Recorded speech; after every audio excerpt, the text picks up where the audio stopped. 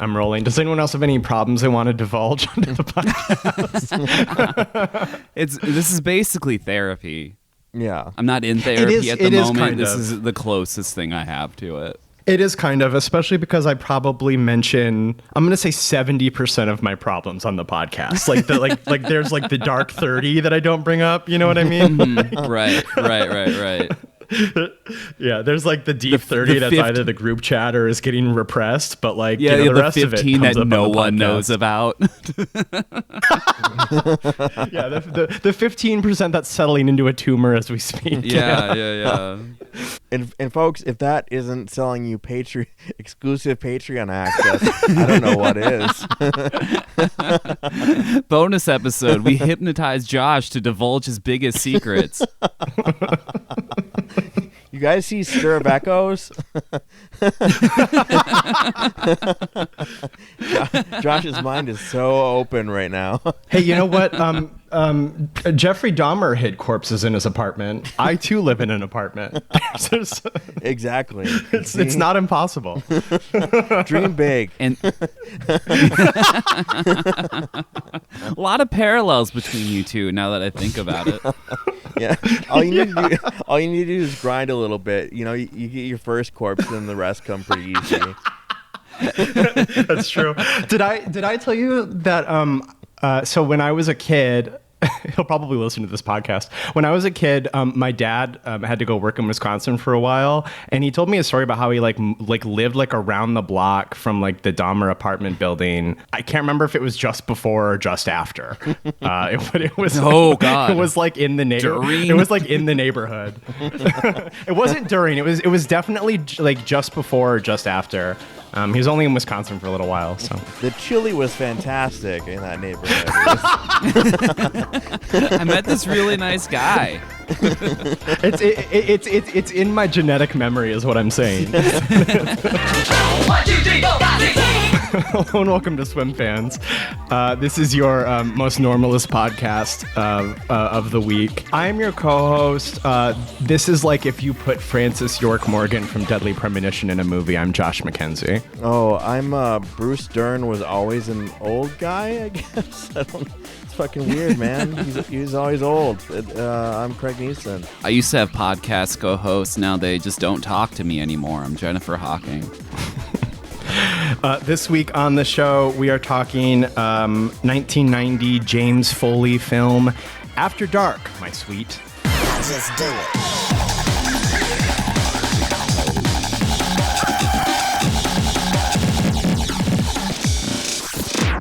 After... None of this takes place after dark. Nope. Nobody says that. In fact, most of it it is in oppressive daylight. That's such like that's a difficult phrase to say with like the proper inflection, like after dark, my sweet. My sweet. After dark, my sweet. Anyway, so After if you dark, haven't seen my sweet. I'm never going to be able to say the title now. I'm going to be thinking too much.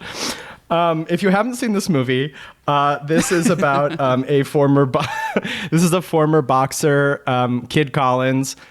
He used to be a boxer, and then he had like a psychotic episode where he like beat a man to death in the ring, as one does.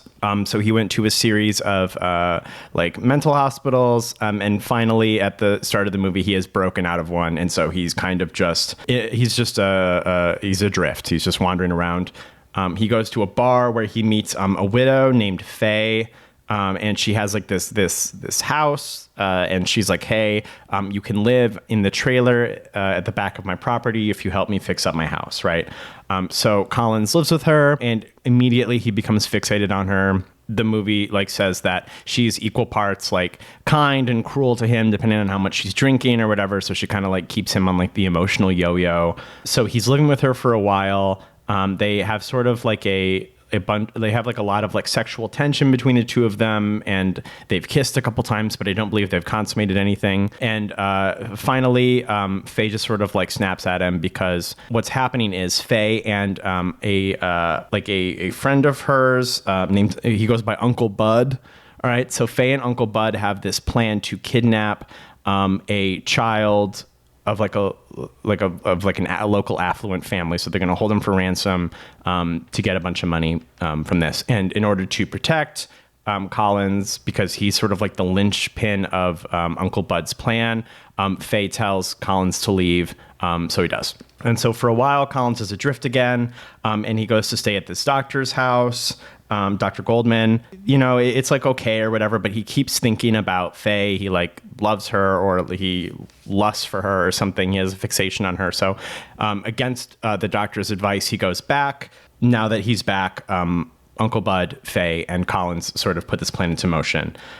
So it sort of seems like the plan is sort of nebulous, but like what they do is that Collins looks insanely similar to the chauffeur who usually picks this boy up. So they get the same car, dress him up in a chauffeur's uniform, and they go to get the kid. Collins gets it in his head that what might happen is that instead of holding the kid for ransom, what Uncle Bud might do is when Collins is kidnapping the kid, he'll like show up and try to be the hero to get like a reward, either putting Collins back in jail or killing him. So sort of like, you do this like fake out where you prevent a kidnapping from happening. So I'm not quite sure how this works, but in order to circumvent this, Collins kidnaps the wrong child, and he goes to meet up with Uncle Bud, who does not try to kill him at this moment. And Uncle Bud's like, that's the wrong kid. And Collins is like, yeah, but I did that on purpose. And I really don't know where he's going with this. Like, it seems like one child is still kidnapping. I thought they were going to explain it, and they don't really. So anyway, Collins goes back to return the child that he took and kidnap the right one. But on the way out, the actual chauffeur shows up. So he like punches him into a coma. And then takes the child, kidnaps the child. So the child is now kidnapped. So Uncle Bud and Faye and Collins are in this sort of like tense, like emotional standoff where none of the three trust each other. Like Collins is still pretty sure that Uncle Bud is going to turn him in, but he's unsure how complicit Faye is in backstabbing him. Faye is either actually or pretending to be hurt that he wouldn't trust her. And we really don't know what's going on in Uncle Bud's head, how much of betrayal is like on his mind. So they're sort of in this like tense standoff. Meanwhile, the kid, Charlie, that they kidnapped, is a diabetic, and his blood sugar gets very, very high because he doesn't get any insulin, and so he gets quite sick. So what Collins does is he goes back to the doctor's house. He breaks in, he steals insulin and like some sugar syrup so they can try to modulate his blood sugar. So that sort of keeps him from dying. But Uncle Bud is like, you know what? This kid's fucking annoying. I'm just going to kill him. This sucks. Collins protects him. And this is sort of like, continues to like drive a wedge between everybody in like a last ditch attempt. So they've set up like the money drop, right, where you return the kid for the money. And in a last-ditch attempt to save Collins, the doctor shows up. He's like, Collins, I know what's going on. I know what you've done. You can still get out of it. Don't go to this. Just let the kid go. And Collins stabs the doctor to death because Collins wants to see this to the end, I guess. So Faye and the child and Collins and Uncle Bud drive to the airport where this like trade for money for child is happening. They make Uncle Bud do it. He gets the money, but is like instantly shot and killed. And then Collins, Faye, and the kid escape. And then as they're escaping, Collins realizes like, oh, wait, I'm implicated, but I can have Faye get out of this completely scot-free because I'm the public knows that I'm like a former mental patient and also a guy who murdered a man in the ring. It would be easy to make a story where she, was an unwilling accomplice. So he sort of baits Faye into shooting him to death in the street so she can get away. And, so she and the kid are okay. What did we think about After Dark, my sweet? So I saw this on a list of erotic thrillers. It's not an erotic thriller. We're reaching the point where the lists lie to us. But I saw the trailer and I saw Bruce Dern was in it. Some of the cinematography looked interesting. It's like, why not? A little greasy, like noir thing that happens in the desert. It's very listless. The narration, voiceover narration is clearly kind of like copy pasted from the book that this is based on. I haven't read the book. I'm sure the book is better. It's a weird configuration. I think the movie wants the idea of, our lead's attraction to the woman here to be at odds with what he's being asked to do. But it all just seems like irrational and jumbled together. Characters' motivations are really curious. They don't particularly square. The doctor that our lead meets wants to keep him as like a houseboy, or something. There's something like subtextually gay about the whole doctor Every thing. scene between the two of them, every single scene they have is a porno setup. I'm like, this is crazy. Yeah. You guys gotta kiss. Yeah, At the end of the when we hear on the radio that he's been found bound and gagged, it says, and he was a bachelor too, as if they didn't. Yeah, right. He's lay such it a on bachelor. thick enough. Yeah. Yes. Yeah. By the way, did not care for women or the presence of women. There's I mean, I guess that works as a kind of motivation, but the doctor behaves in ways that are like very strange. He clearly wants to destroy the relationship that he's formed between Bud and the woman, but it's just not like he's deploying it in such a weird way. And it happens off screen too when he does call and he's like, "Hey, my man, the dude that's plowing you or whatever, he's a basket case," and she apparently freaks out. But all this happens off camera, and it's weird. Yeah, I mean, it's just a clumsily written thing. It feels like listless and a little bored with itself. And I mean, there's a thing happening here where Bruce Dern is killing it. I mean, he's a good fucking actor, and I think he's been deployed well by Quentin Tarantino and so forth. And Bruce Dern is asked to do a lot here. He cries at one point, and that's crazy. Because usually he's just like a kind of one-dimensional, like old, like harbinger in a horror film, or like I think in The Haunting he's like the caretaker of the house, and he just unlocks the big scary gate. Like that's the kind of that's what he looks like. That's what he does. But this is asking him to be, like a kidnapper. That's also like wounded and like a liar. I'm in with the police. I'm a fucking smart guy, and he's like, I'm not in with the police at all. I'm pathetic, and I have a little dick. But yeah, I don't know. Like, there's a lot here that like could have been like sharpened and honed, and like metaphors that could have been like cared for better. Like, he's at one point he's chopping the date trees and making them come alive, but then that whole thread just gets completely dropped, even though it's like actually kind of interesting. And then there's like a One Flew Over the Cuckoo's Nest moment where he's like, at the end, I'm not actually insane. What's great about about pretending to be insane is that people treat you like a little dove, and also you can go to any psych ward and get a free meal and a bed. And it's like, okay, but like you've been like very convincingly playing like aloof and disturbed like the entire film. Your behavior's been... I'm not crazy, he said crazily. yeah, exactly. So that it doesn't square. Like the whole movie doesn't square. Like the emotional beats don't really work. I think the general like dry, like horrible, like lifeless terrain thing is effective. Because everything does feel like impossibly parched. Yeah, the lead here is not good. Jason Patrick without a K, which I don't know why that bugs me so much, but he's not. I think he's doing a maybe like too good of a job at playing someone that would be like aloof and there's almost like no interiority. What we're getting in terms of like motivation is all through the voiceover narration, which doesn't. It feels like putting a hole on a leaky boat. It's not something that like synergizes with the acting. It's something that like is trying to bandage what is being lost in the acting and the story, because none of his motivations other than like the primal urge to like have sex with the hot lady with the confusing accent. It doesn't square. Yeah, I mean, this movie just doesn't square. I think essentially it's a jumble of things that don't come together quite well enough. And it's I think people like a genre of like greasy noir that's like listless, but like this isn't that. I don't think. Yeah, to me this just doesn't work. And the fucking nonverbal diabetic kid is just a weird plot point. I guess if he spoke, it would create some kind of plot complications, but he just doesn't speak, so it's fine. Yeah, that's what I think. Yeah, I basically agree with most of what you were saying.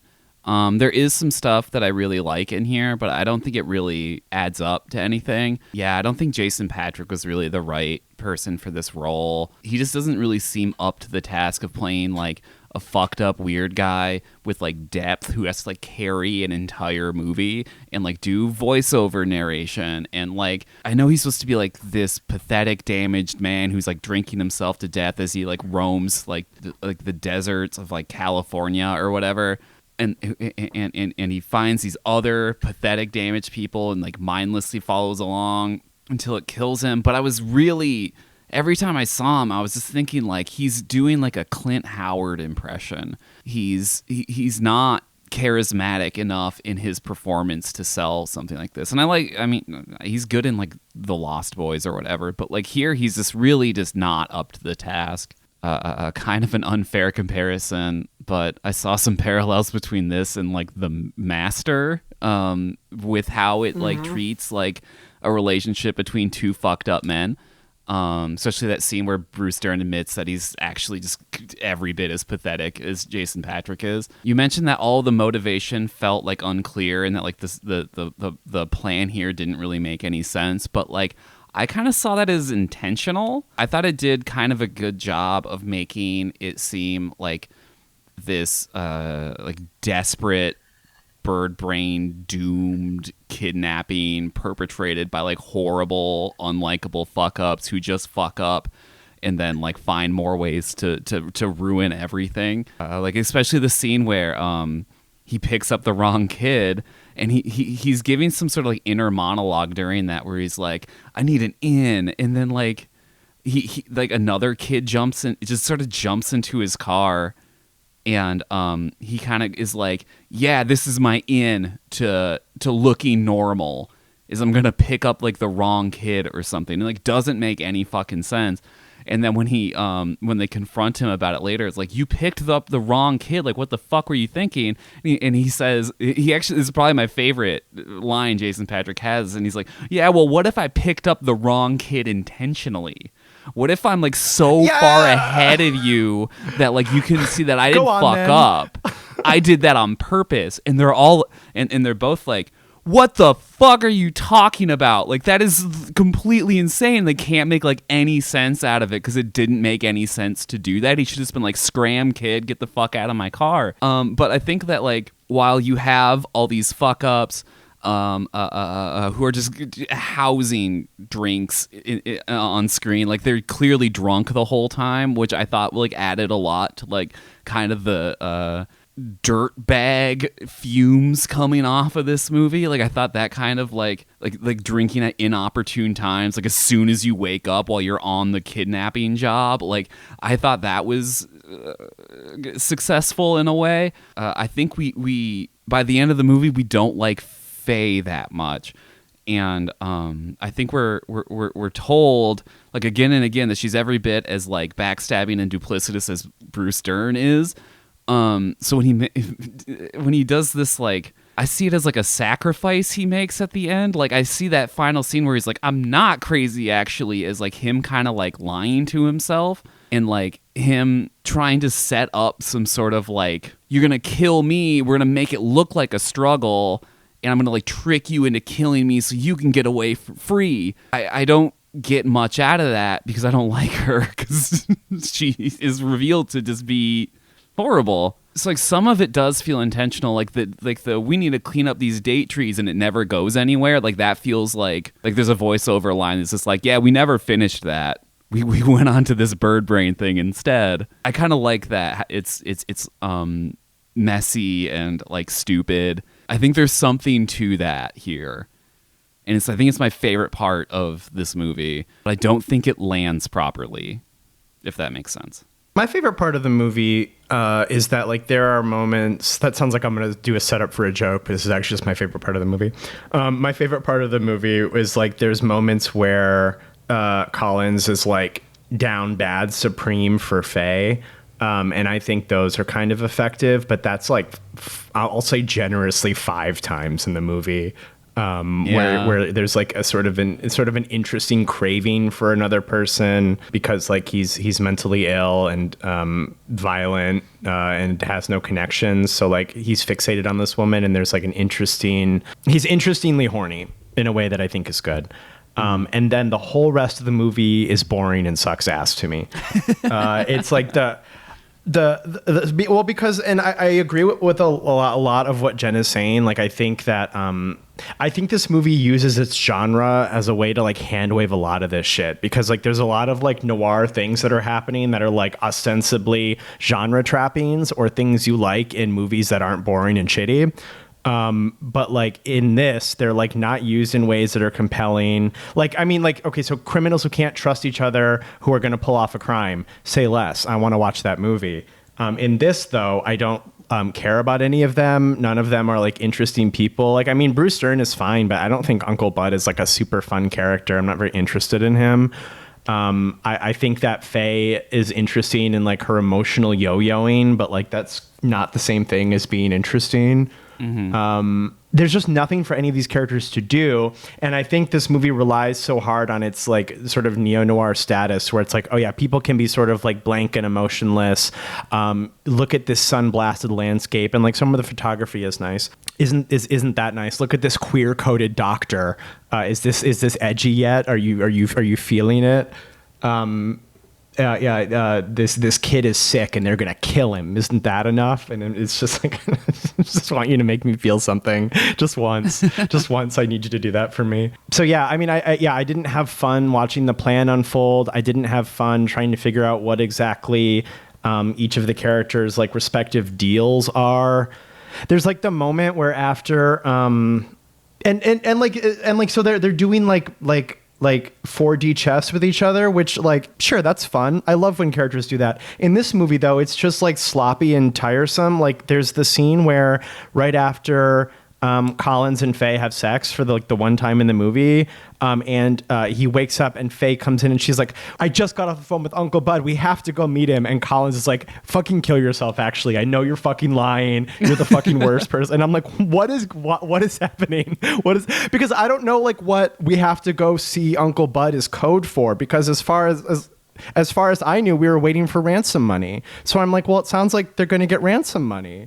And so like they want you to feel this type of way about like who's going to betray who. Maybe nobody's betraying anybody, but like none of that is made clear. Even like the will they won't they of deception isn't made clear. It's just one confusingly motivated scene into another one in a way that I don't find compelling in like a underbelly of human nature type deal, or like any sort of noir kind of thing. It's just like shitty scenes that are sewn together that are occasionally interesting to look at. Like I don't think Jason Patric is very good looking, but I think he has a great torso. So like I like when he's like constantly peeling his shirt off. So it had that going for it, I guess. I lost my train of thought thinking about him taking the sweaty shirt off. That's it. That's really all that I have. Like this, it seems like the movie was like just dedicated to like being no fun at every point. Like it didn't delight in like the crime. Like this doesn't have to be like Ocean's 11, right? Like I don't need a super slick sequence where they're like breaking down the kidnapping, but like, I mean, telling me what the plan is, I think would be useful. I mean, we've already covered this, but when Collins is enacting like a countermeasure, like a safeguard against getting just absolutely capped by Uncle Bud by kidnapping the wrong kid, you would think you would at least be able to follow his logic. And it's not only illogical, it's dropped entirely, and it has no effect on the movie, which just felt like a wasted 5 minutes. A way to have these scenes where this kid is absolutely like talking like he's a 55-year-old man in the backseat of this car. Like it was kind of funny, I guess, but like I don't understand. There was no delight in the crime. There was no delight in like the sexuality. Like it was just sort of incidental, which is a shame because like I said, I think it was the best asset of the movie. There was no delighting in character. there was just no joy anywhere to be found. Yeah, it's really weird. They do the scene where he's like driving up to kidnap the kid. He like almost just plows over a woman and her baby, right? They look at him, they're like, what the fuck are you doing? And he drives on. And I was like, oh, okay, she's going to recognize him later. That character never shows up again. And it's like, are we just here to just illustrate how bad he is at driving? Is it here to show you that he is like a danger to people? Like its inclusion is unnecessary, and it doesn't kind of reflect on any of the themes of the movie. And it's like, why did you leave that in? Well, that why is that in there? I thought that him almost hitting the lady like to startle her or something was like the start of the plan. That was just a thing that happened. He just almost hit a lady with a car. It had nothing to do with anything. And then like another thing that I think is completely endemic of how this movie doesn't tell you anything at any point in any way, emotionally or logically, is like so the plan, no idea what the plan is, all right? Just that they're going to kidnap a kid. But what happens is Colin shows up and he happens to look exactly like this kid's regular chauffeur, which would have been incredible information to have going in because everybody's like, oh, that's Rogers. That is Rogers down. Like there is nobody that could be but Rogers. And I'm like, what the fuck is happening? Yeah. Like not even a line where Uncle Bud's like, did you know you look just like this kid's chauffeur? Like it's crazy how much you resemble this little boy's caretaker. So when everybody's just like, oh yeah, that's Rogers definitely. And even like there's the sort of like darkly comic moment where the kid's like, I don't think that's Rogers. And that teacher who's not paying attention is like, it's obviously Rogers, you little bitch. Like leave the golf course. Get out of here. And I'm like, I just completely, because like that wasn't established that he's supposed to, like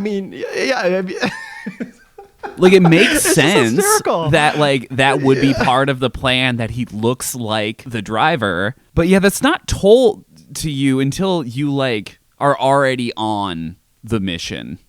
Yeah, that's weird. Yeah, like a short scene where Uncle Bud is like breaking down the plan for Collins, and you're seeing like in the foreground, you're seeing Rogers, and you can see that this man, especially with sunglasses and a uniform on, resembles Jason Patrick, and you're like, oh, got it. It's a great plan.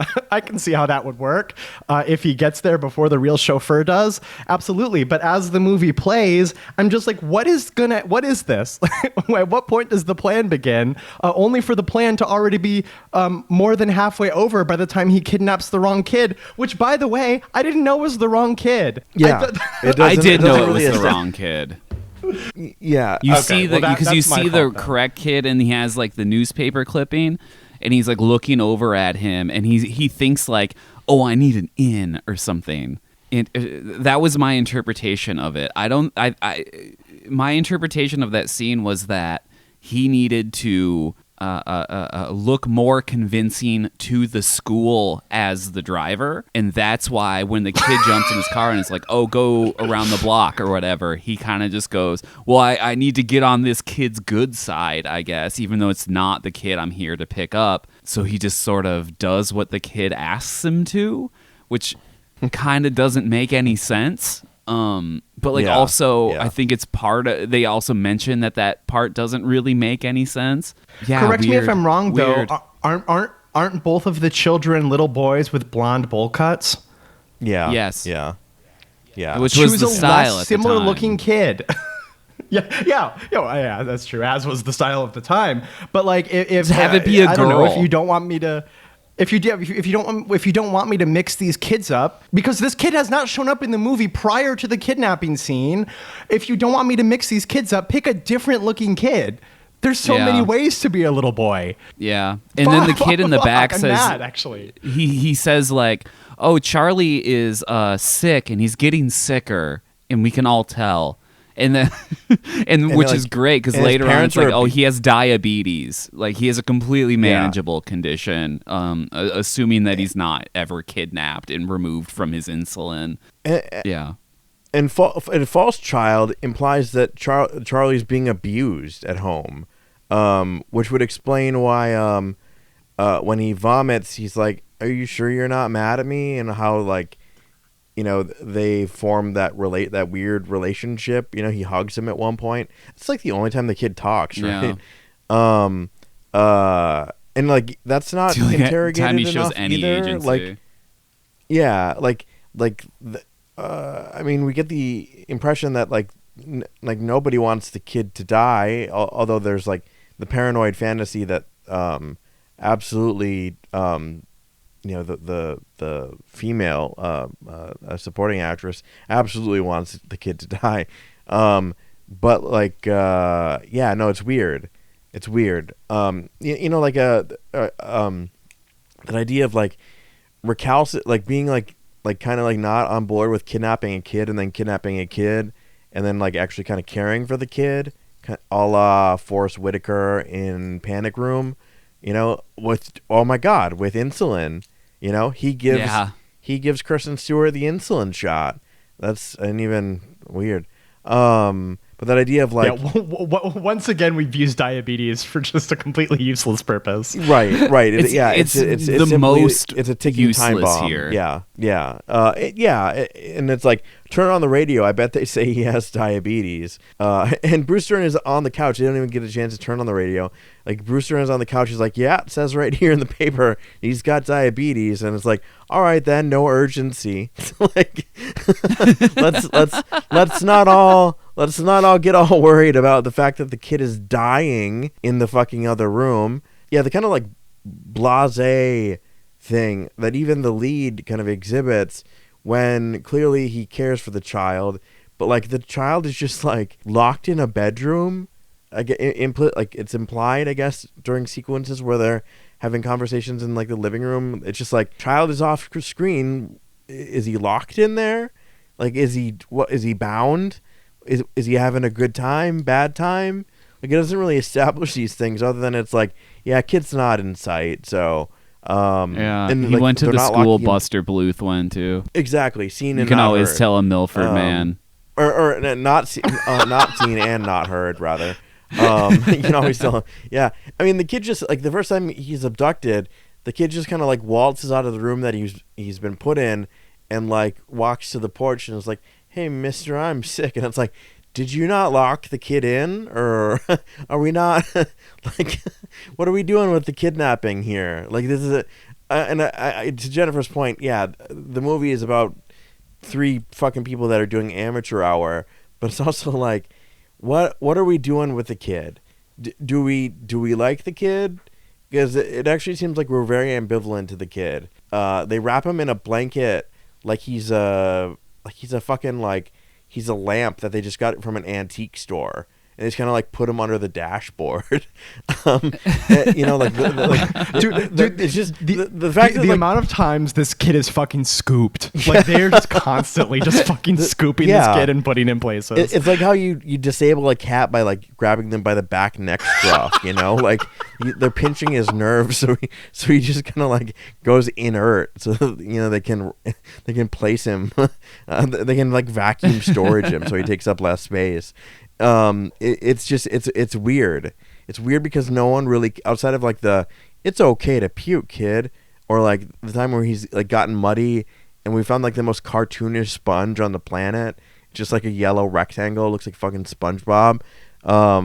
Like, care is exhibited but like not really shown, or not really, like, it doesn't feel earned or real or something. Like, people just not caring about this kid enough.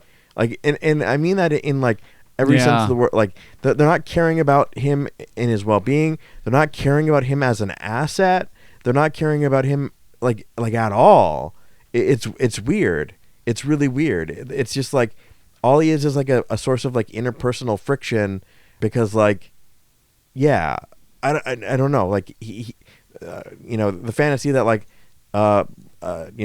Dern might want him dead or something is like an overriding concern, but like I don't really buy that. It's just like it's a way to create friction between the characters, because the kid might as well be like, again, like halfway across town or like already actively calling the police for how much we care about him on screen. Yeah, well, and because like let's game this out, right? So why narratively would there be a reason to give this kid this like ticking clock on his health, right? The reason would be because you would want to sort of exacerbate this relationship, and this is in the movie, exacerbate this relationship between Uncle Bud and Collins, right? Like in the movie, Uncle Bud's like, let's just fucking kill him. I don't care. And Collins is like, no, don't kill this kid for no reason.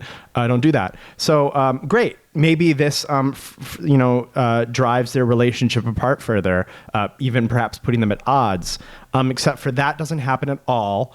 Uncle Bud is just sniped in an ultra wide shot by the cops, and it doesn't matter. Like it's not even like a thing where like Collins like sold him out. Like he didn't bamboozle him or pull a fast one.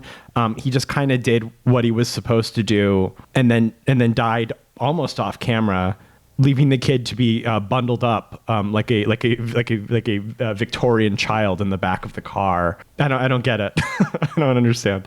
There's a lot of things. There's just so much that just doesn't really go anywhere in this. Oh, there's that scene where they're bringing in the wrapped up child into through a factory, and then there's like a lingering shot of one of the employees staring at Jason Patric holding like what looks like the mummified child. And then he keeps going, and then we never hear from that woman again. We never really spend any time at that location, which is like supposed to be a hideout, which is for some reason different from the previous hideout they were using.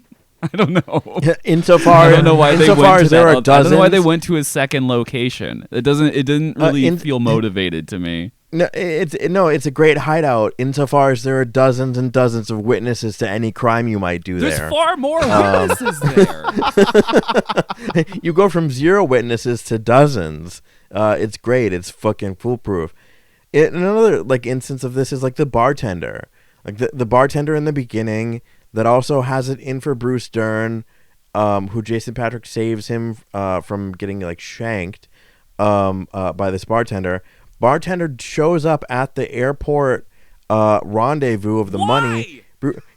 Bruce Dern is like fucking he's like in Drive when what's his face just like explodes when Oscar Isaac just fucking explodes outside of that pawn shop. Bruce Dern's like, I got the money, boom, just fucking like a slug through the heart. And then this fucking bartender's like, he's like a Fortnite, but he's like, Bruce Dern dropped the loot and he picked up the loot and then he immediately gets fucking gunned down. It's like this weird daisy chain of like, why was the same bartender in the beginning in for Bruce Dern? And then how did he know about the airport rendezvous? And why would he be so dumb to gun him down in broad daylight and then pick up the satchel? It's weird. It's weird and it's discontinuous. Like it's well, because I'm not a cop, right? And like the cops kill people all the time, right? But if you have a planned drop where you're going to exchange money for child, it seems like arresting him would be the move. Yeah. Again, the cops love to kill people, but it just seems like you could control all of the aspects of the situation and you chose to not just arrest him. I don't understand. I don't know anything. Every 5 minutes I'm completely lost when watching this movie. Like I said, some of it does feel intentional, but like not enough of it.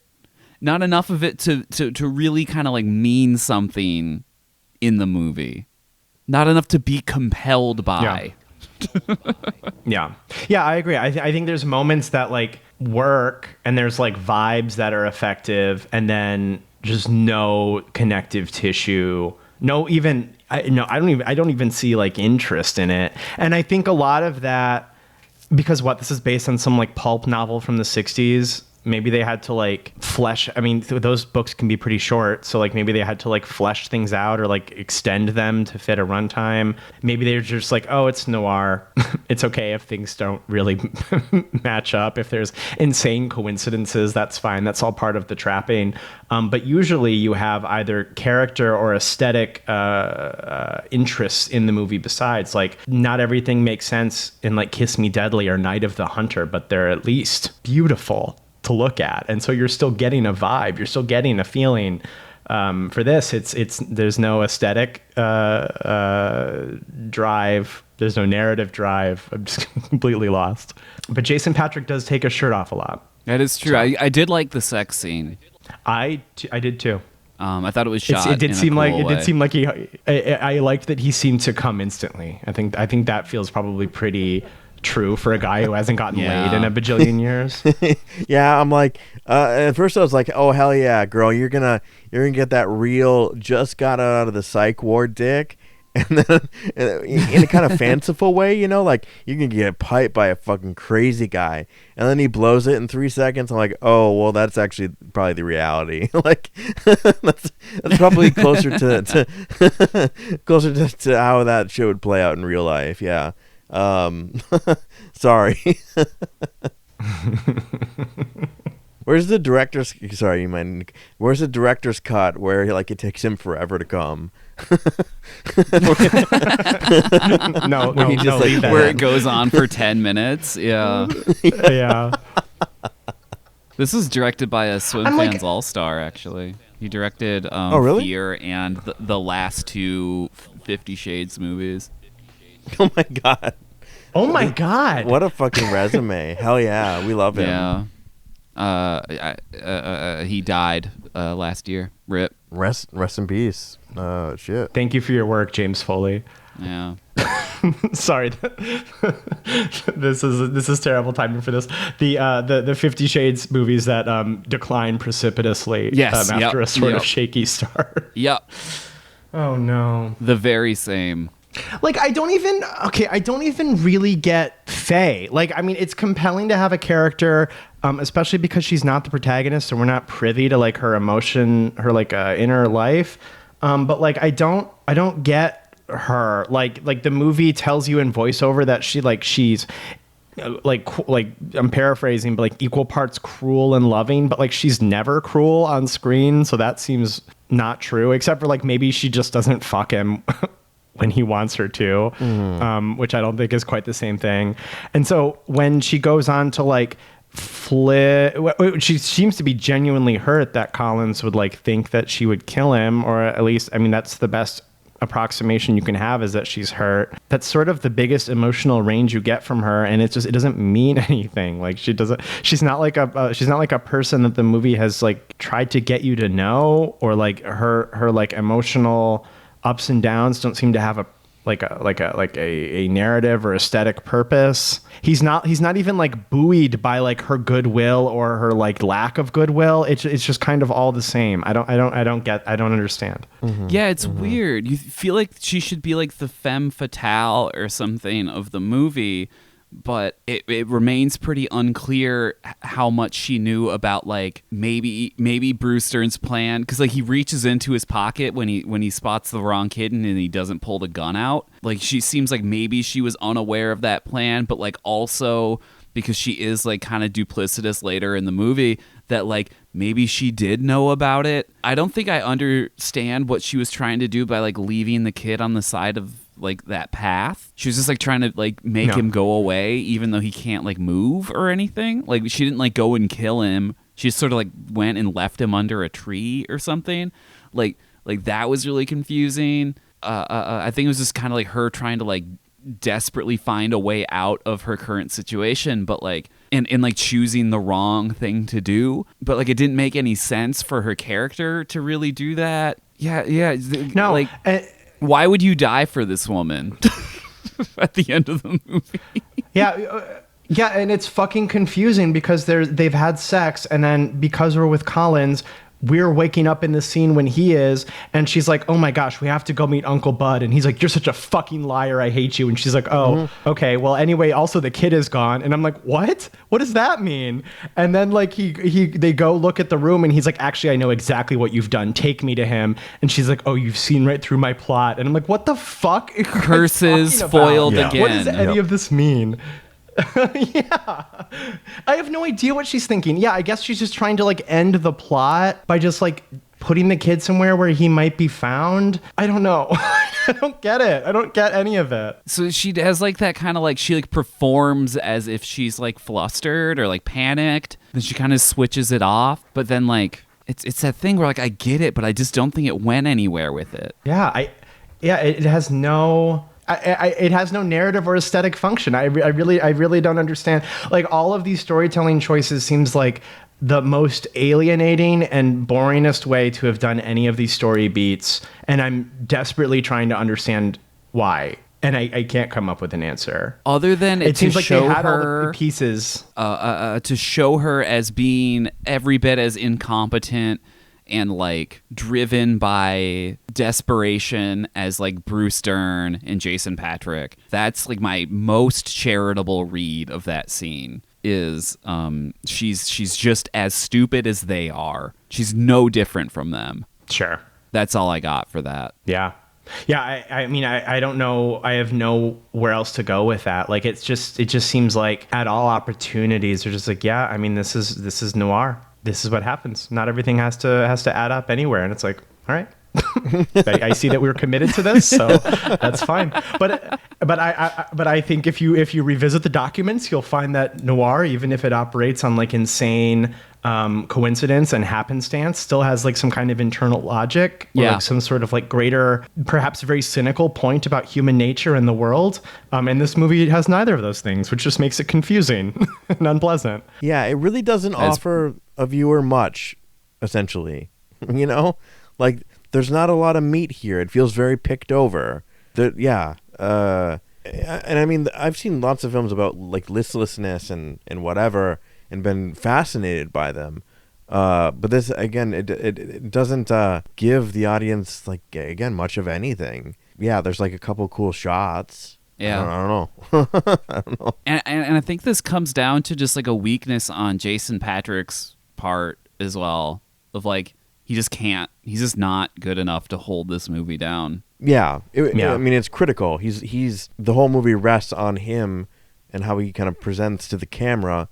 And like, it's just, it doesn't work.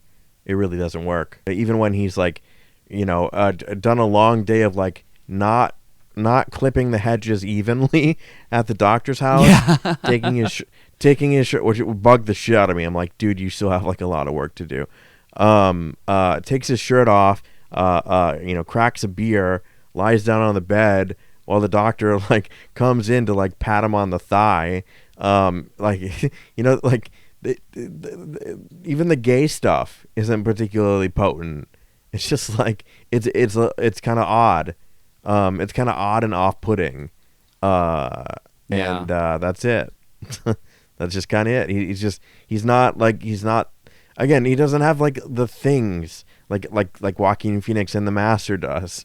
You know, he's not like I don't know. He's not a presence. He's not a force. Yeah. And that's a problem because he has to be here. Yeah. I felt like the hedges were like that. I felt like the hedges were intentionally like not done, and he was like drinking time. That felt intentional to me. His inability to like kind of be competent at literally anything. Yeah. That felt entirely intentional. He's just there to be the house, the pool boy for the doctor. He's not actually there to do a job. He's there to, you know, for other things. Yeah, and when I mean, in The Master, when Joaquin Phoenix becomes Philip Seymour Hoffman's dog, I don't know. At least you love to see it. Yeah, I do love to see it. I'm like, you could be dog ear, frankly. Yeah. Maybe she would fuck you if you begged more. Yeah, also we see we see, like, not to keep comparing to The Master, it's a fucking amazing movie. Like, it's completely unfair. It's not fair, I guess. It's completely unfair. But when you see, like, Joaquin Phoenix, like, incompetence at his job, he's, like, drinking photochemicals, he's getting into fights, he's being, like, aggressive and weird and, like, he's coming on and or he's coming off in like this rancid way the entire time, and like he's really selling that like he's a problem. And then like when you see Jason Patric in this movie, he's just like he didn't really cut the hedges that well. I my brain reads it as intentional, but if someone was like, "Wow, the filmmakers fucked that up." Like they didn't do a good job of like committing to that idea or like illustrating that idea properly. Yeah, and his sorry, just very quickly, his bodily performance of like his like illness is one of like, I'm gonna clutch this bag to my chest really tightly. I'm gonna like arch my shoulders and clutch this bag, which is like a really one note, and like, I mean, it's comparable to the way they Brittany Murphy acted in Don't Say a Word. You know, it's like, what do she was so much better. People do? You know, I agree, but you know, it's a one note kind of like simplistic thing where it's like, oh, they talk with their they move their hands in all sorts of bizarro ways, and this is like, well, what does a crazy guy do? A crazy guy walks all crazy, and it's like, okay, cool. Thanks. I was getting Clint Howard in the Ice Cream Man from him. Yeah. Well, and then what was the purpose of? Okay, this movie does this like at least half a dozen times, where it like cuts back to the scene where he beats someone to death with his bare hands in the ring, and I was waiting for it to matter, right? Like I'm like this is a bold structural choice to have like this sort of like he's having like flashbacks. He's literally flashing back to this traumatic event. And you're like, oh, surely this will somehow affect his present. Right. It doesn't. It's like set against just random other scenes that like don't seem to inform or like counteract. I don't know what the purpose of it was. No, me neither. To like try to do Raging Bull or something, to like give this like almost surreal version of a boxing match. Yeah. There's like no one in the crowd, but you can like hear the crowd and shit. They should have leaned into that more. I can't think of another. No, I can't think of another reason. Like, I think it has to be like a Raging Bull type deal. Like that. This is like, this describes his particular mental illness. This is like an expression of whatever he's going through, but it's just like paired with scenes of him like talking to Faye. Like just like having a conversation, and it has that like jolting sound effect, and then it'll just go back, and it's not like during times of like stress, or it's not during scenes where it'd be narratively poignant to like juxtapose a scene with another scene. I don't know. If you like, just say you're crazy. Just do Brittany Murphy and don't say a word. Like, just be crazy. Like, if you want to be crazy, just be crazy. Yeah. Let's get another draft. Let's just get another draft on the movie. You could really lean into the surreal, because it also, I feel like he has like dreams of the boxing match as well. I feel like if you like really kind of like leaned into that and like, I don't know, showed this like empty arena, but like you hear the crowd or whatever, like I think that would like sell the hyper reality of that scene better than whatever they did do. They didn't do anything. I don't know. I've beaten this to death. Nothing in this movie is anything. I don't know. It's just so sauceless to me. Yeah, maybe I'm giving the movie too much credit. No, I think that's okay. A film critic that I like gave this like 4 or 4.5 stars, something like that, and I'm like, why? like, why did you do that? Maybe they're very into neo-noir. Yeah, maybe you just haven't done 8 years of an erotic thriller podcast. Maybe that's the problem. What if we're the problem? Yeah, this movie's like really good, No, I but don't we think just can't so. see it. Yeah. Yeah. Roger Ebert put it on his great movies list. Yeah, that too. He's Oh, like, really? yeah, and then there's and there's like some quote about how like audiences missed this gem of a movie, and I'm like, I'm being What? gaslit by Roger Ebert. Yeah, well, sorry, Roger. Yeah, this is 2.5 stars for me. And that's like, that's just the fact that they like released a finished product. Yeah. It wasn't egregiously so bad as to give it any lower, but like there was nothing sizzled here for me. Yeah, 2.5. 3 stars from me. There's a little bit here that I thought was like pretty cool. I don't know if it would be like, it's not enough for me like to recommend it, but like there's something redeeming in here, but you have to really dig for it. Fair enough. I think we have questions. A question. Yeah. Well, yeah, we have part 2 of the, was it Fortune and Hades message? Do you have that up? So Fortunes in Hades asks, today I listened to your episodes on The Last Boy Scout and True Lies, which makes me wonder, how does divorced energy in modern movies differ from what it was in 90s movies? Interesting thought. I feel like movies on the whole are a little less divorced than they used to be. I think divorce peaked with Punisher 2003. I think that might be the most divorced movie of all time. But I feel like a lot of like action movies where you sort of had this like wish fulfillment aspect of like my bitch ass ex-wife, I feel like that isn't really a trope anymore in action movies. I feel like we get a lot more like Chris Pratt cracking wise. Right. Ryan Gosling's on an adventure. You know, it's like a little less dangerous now. I want to, and this is a very classic Josh. I'm having this idea as I'm speaking, as it's coming out of my mouth. So I'm forming a thesis as I'm talking. What if?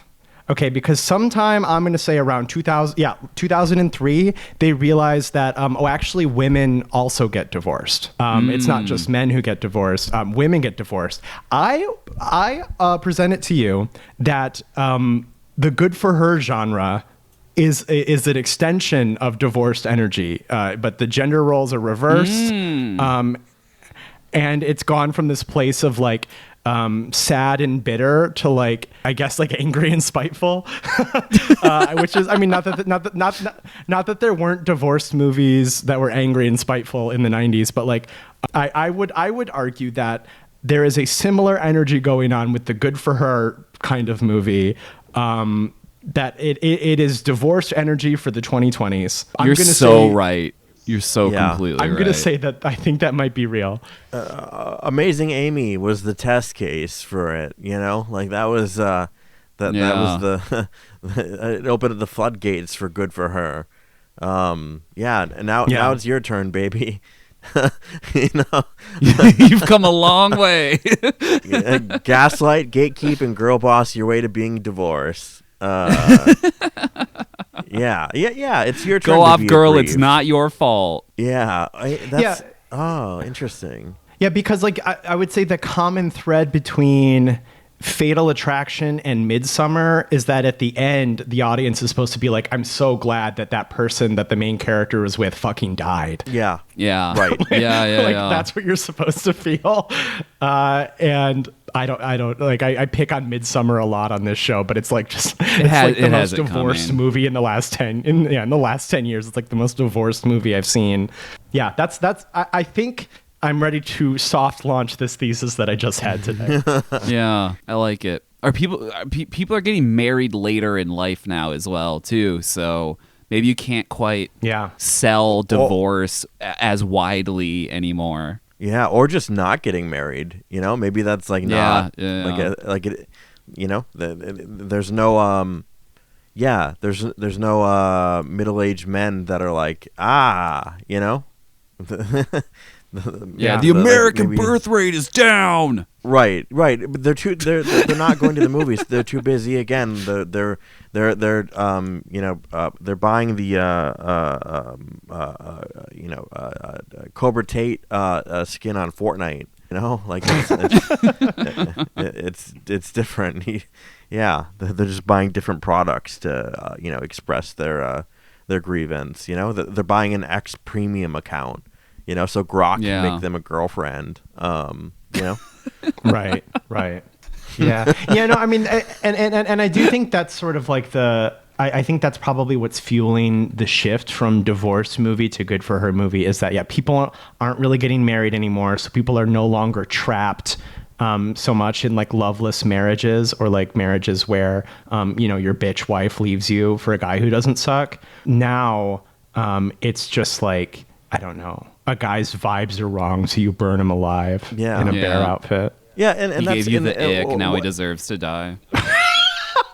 Yeah, and that's Josh. You just that's it. There's a declining birth rate, so there's no kids to hate you, right? You don't have a child who resents you anymore. You know, a la Face Off, a la Die Hard, right? You didn't have the kid because you can't fucking afford the kid. Yeah. Unfortunately, society is declining rapidly. So people aren't getting married, and therefore divorced energy has to be rerouted to no longer having the same compatible astrological sign. I'm an astrology girly, I can say it. But that's sort of where the energy has to go. The great question. Yeah. That was a fun one. Great job with that one, Josh.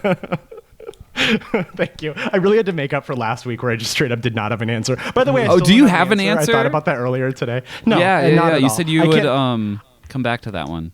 No, but I've thought about the Constant Gardener like 11 times this week. So.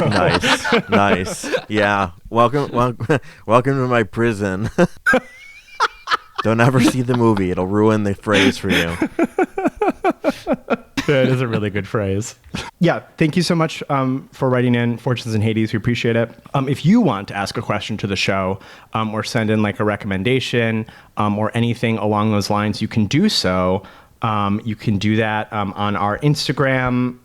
You can send like DM something there. You can send us an email. Okay, so that's swimfans podcast@gmail.com. You can ask it on like the Spotify episode, whatever. As I said, this listener got us through Blue Sky. If you're on Blue Sky, you want to send us a message, that's totally cool. So, whatever works. You can find the show wherever you get your podcasts. So Apple Podcasts, Spotify, YouTube, wherever you're listening, please rate, please review, please subscribe, please do all that fun stuff.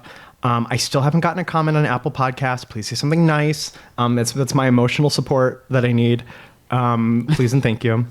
And so thank you for listening. We have a Patreon. Okay, so patreon.com/swimfans. For as low as $1 a month, you can get access to our entire back catalog of Patreon episodes. So, we just did one about 100 meters I mentioned last week. So like if you want to listen to all of that stuff, we have some with some fun guests. We have some that aren't even about movies at all. So check it out. And thank you to all of our patrons. And you can find the show on all the social medias. So Blue Sky, Instagram, Letterboxd, that is Swimfans Pod. Give us a follow over there. And I am at all those same spots, user Amons, AMONNS. For Matt's birthday, we saw the new Sam Raimi movie, Send Help, with Rachel McAdams in it. It's okay. I think I don't know. I might get heat for this. I'm not like a huge Sam Raimi fan. Like I mean the gore is always a delight. I think he's always willing to get icky, which I do like. I don't think his like sense of humor really meshes with me. I don't know. Like it just seems like sometimes he tries to do like this horror comedy, or it's like so outrageous that it's supposed to become funny maybe, and it's just like I don't know. I'm just like in the scene. I think, but maybe I didn't see Evil Dead till I was in my 20s, so maybe I just don't have any like nostalgia for it. How do you feel about Rachel Army of McAdams? Darkness? Sorry, don't ignore me. No. I mean, I think it's fine. I feel like I have like the same, like I saw Drag Me to Hell when I was in high school too. And I feel like I have the same thing where I'm like, oh yeah, that was super icky. I loved that. And then like, there's like a dark comedy to it that for me, just, it doesn't like jive with me. I'm not saying it's bad. It's just not really my taste.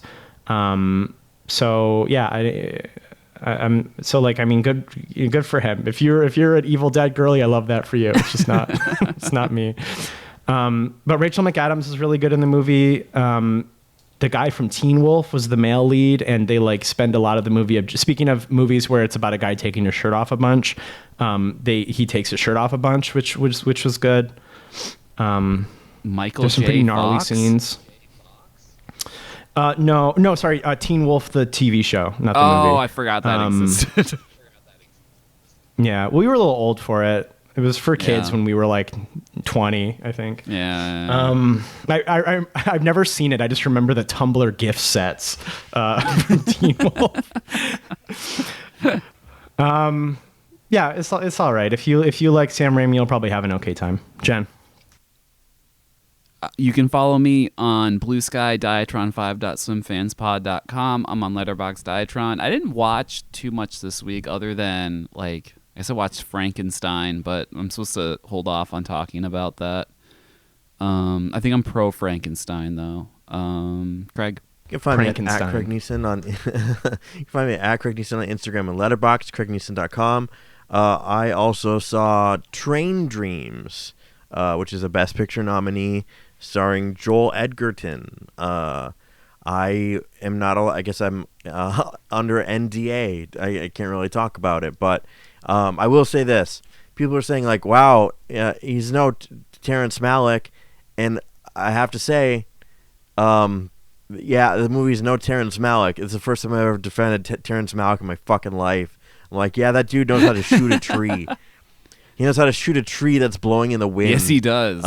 Yeah, he do does. not step to him. Do not step to him. Do not put fucking disrespect on Terrence Malick's name. I love it when the dinosaurs show up in that one movie. It's awesome, actually. Shut up. Yeah, no. Yeah, we'll talk about it. I think that'll be a fun one to talk about. You guys ever seen have to Badlands? stop making me look bad. No, I haven't. No. It's like one of his first movies. It's incredible. After seeing it, I was like, oh, I get him now. I don't know why that dinosaur showed up, but Badlands is very good. Great. Well, thanks so much for listening. And we will catch you here next week. Same Swimfans time. Same Swimfans place. Bye-bye. Bye. Bye.